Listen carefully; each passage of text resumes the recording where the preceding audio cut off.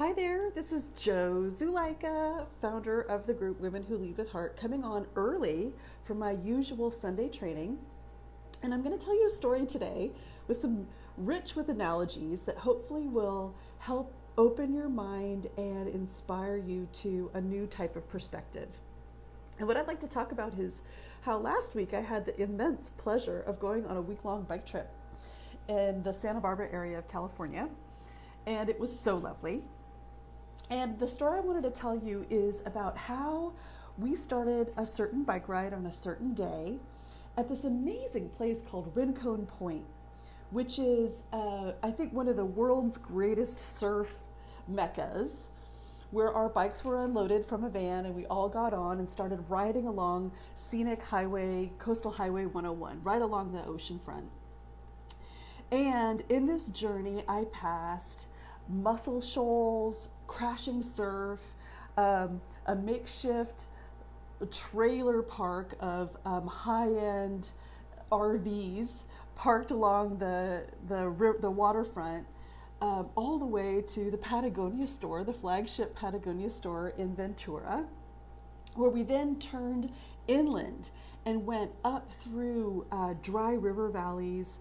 We went along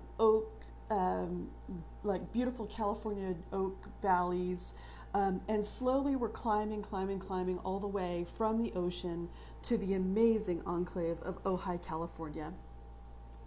And my experience of this was that while it was invigorating, so beautiful as I'm describing the scenery, by the time I was at the end, I had been gently climbing ever so slightly from the ocean up to Ojai, that I just felt enervated. I felt spent. I felt like I was pushing on the pedals and I wasn't really making forward thrust. I wasn't really getting there.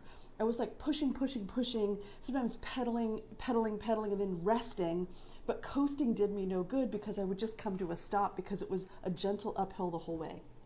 So I was feeling sort of down. It was super hot, and my morale started to flag along with my miles per hour speed. And I had an odometer on my bike so I could see how many miles I had yet to go. And I knew that the final mileage ended in something 0.8, let's say, 44 miles, 0.8.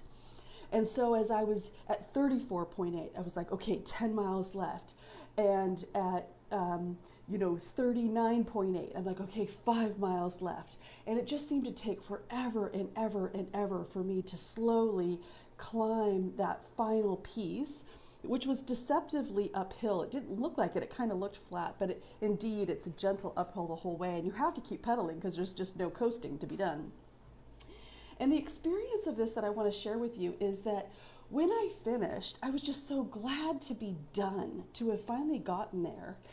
But what I had missed, and it only took me in retrospective to understand, was the scope of the journey, right? Having started at this surfer's paradise at Rincon Point, riding my bike along the crashing surf of Highway 1, then being at the Patagonia outlet, which is kind of like Mecca for an outdoor adventurer, and then all the way up through these oak trees and even beautiful tangerine vines and orchards and vineyards, that all I was thinking about was how much left do I have to go? And I was struggling and counting down and so focused on what left did I have to go and how much did I have in the tank. And this is sort of the tyranny of accomplishment, is always seeing what we have left to go.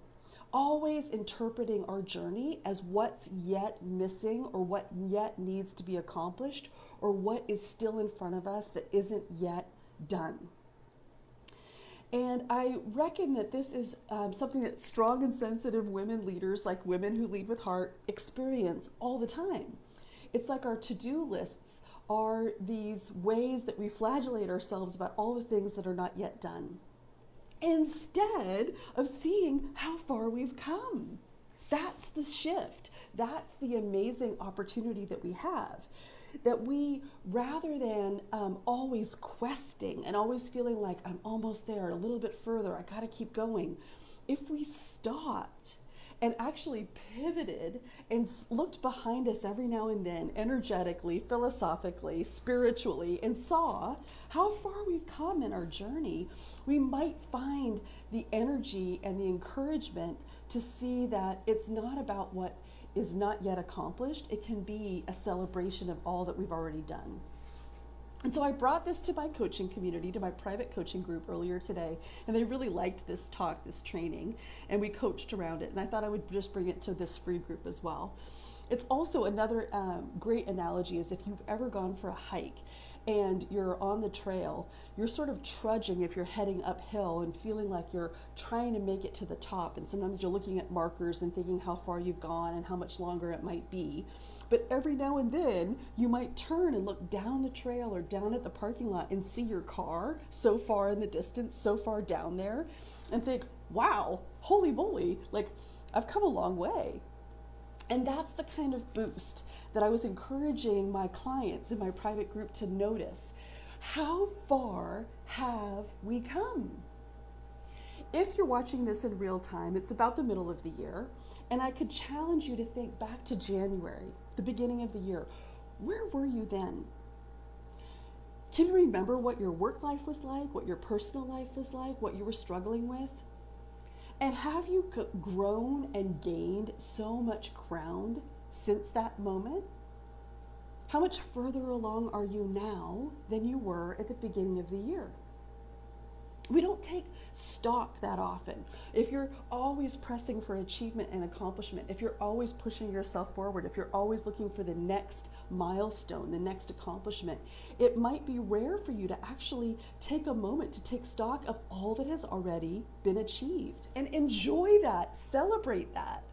When we celebrate that, we actually are giving ourselves this energetic boost of, hey, I got this, I'm good at this.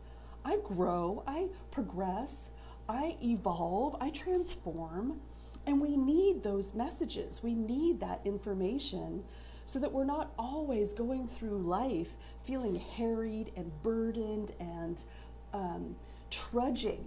We want to feel light and excited and ease.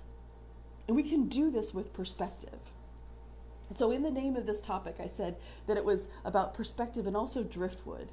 I want to give you another concept that I learned from a coach, a female, how would she name herself? Like a female power coach. And she talks about this notion of driftwood, that when we're out to sea and we're sailing in a certain direction or rowing into a certain direction, searching for shore, we're trying to get to dry land, we're trying to find our destination.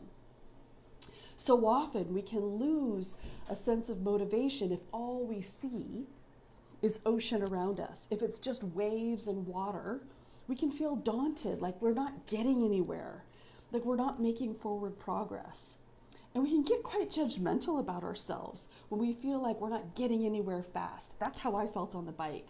I was starting to get really down and judgmental, like, why is this taking me so long? And I'm getting slower and slower, and I'm so tired, and will I ever get there?